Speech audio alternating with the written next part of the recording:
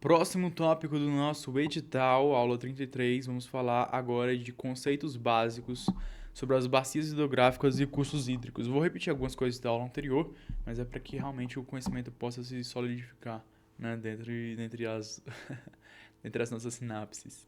Tá bom? Uma bacia hidrográfica é uma unidade natural de drenagem,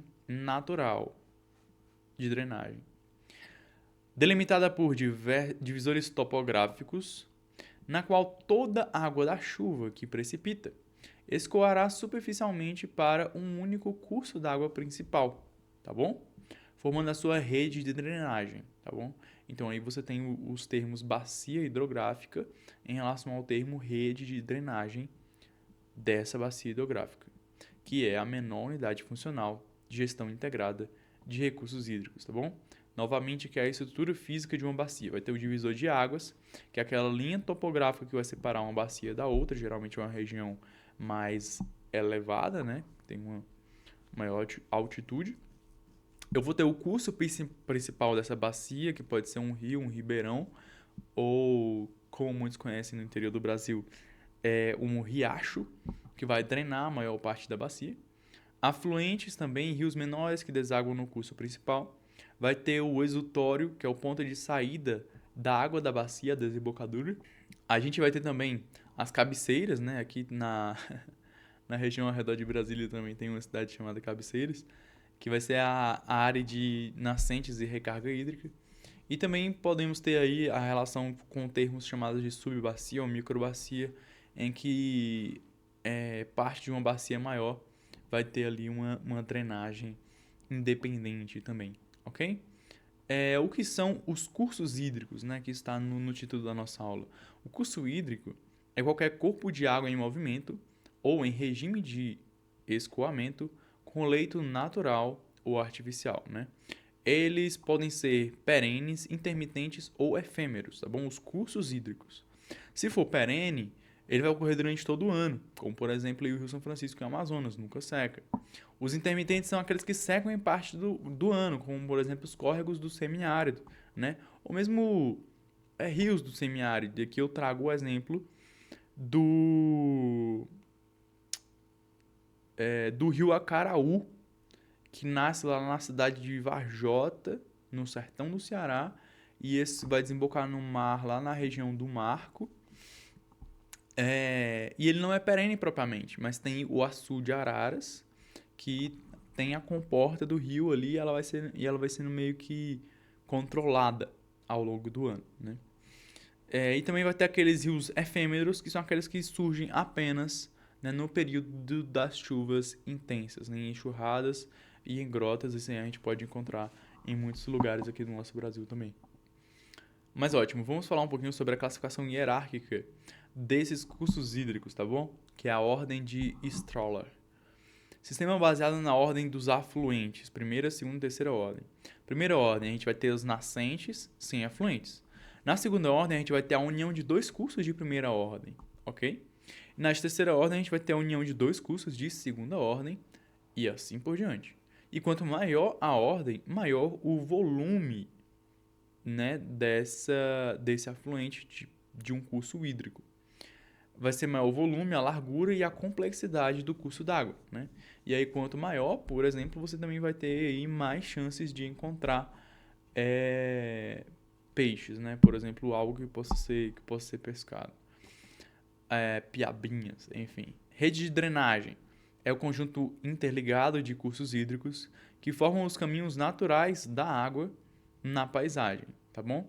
Então, o tipo de drenagem pode ser dendrítica, paralela, radical ou centrípeta. A dendrítica vai ser ramificada como uma árvore, né? Que é o modo mais comum da rede de drenagem, né? Então, vem vários ramos ali caindo no mesmo ponto da nossa bacia. A paralela vai ser relacionada àquelas encostas mais íngremes, que vai ter uma drenagem mais retilínea. A radial origina-se de um ponto central, como por exemplo nos vulcões, né? Não se aplica muito aqui ao Brasil. E a centrípeta, que converge para o centro, né? Então, em questão de ser uma área, uma bacia que vai estar relacionada a uma depressão geográfica. Medidas hidrológicas básicas, tá bom? Bacia de contribuição é aquela área na qual a água escoa para determinado ponto. Declividade média, a inclinação do relevo afetando a velocidade do escoamento. O tempo de concentração é o tempo que a água leva da parte mais distante até o enxutório.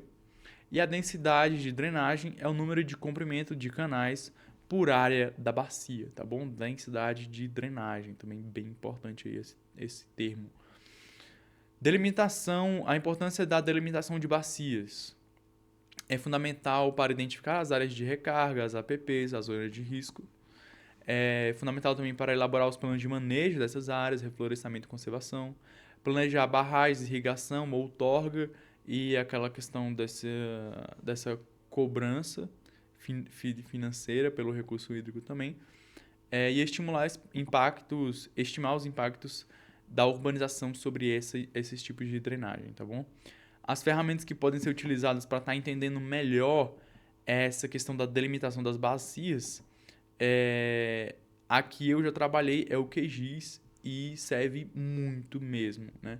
É uma ferramenta meio chatinha de pegar se você realmente não tiver nenhuma afinidade prévia, sei lá, por exemplo, com Power BI e tudo mais, mas são modelos que dá para aprender, tipo, a utilizar ali em uma semana e você começar a entender melhor os seus projetos, seus objetos de estudo. Tá bom? Tem também modelos de elevação digital e tem também as imagens de satélite que podem estar sendo acessadas aí, por exemplo, por meio de uma outra plataforma maravilhosa, que é o Google Earth. Beleza? Google Earth também já tem bastante ferramenta lá dentro que dá para trabalhar muito. Relação com a legislação brasileira, a gente vai ter a Lei 9.433, que é a Lei das Águas, de 97. Vai definir a bacia como unidade de gestão. Vai ter a Lei do Código Florestal, a Lei 12.651, de 2012, que vai definir as APPs. Vai ter algumas resoluções do CONAMA e as resoluções também da ANA, Agência Nacional de Águas, que nós vamos estar vendo em outras aulas posteriormente. Tá bom? Um exemplo aplicado de microbacia em perícia, a gente pode pensar assim: suponha uma denúncia de assoreamento em um riacho, tá bom? O perito deve delimitar a microbacia até o enxutório afetado, avaliar a cobertura do solo nas partes altas, mapear estradas, lavouras e áreas desmatadas, determinar a origem do sedimento, a falta de terraço, por exemplo, e propor aí ações corretivas, propor a curva de nível, reflorestamento de APPs e até mesmo a construção de barraginhos. Ok? Aguardar nossas referências aqui. E como conclusão, a gente pode falar que a bacia hidrográfica é aquela estrutura básica do ciclo hidrológico, ok?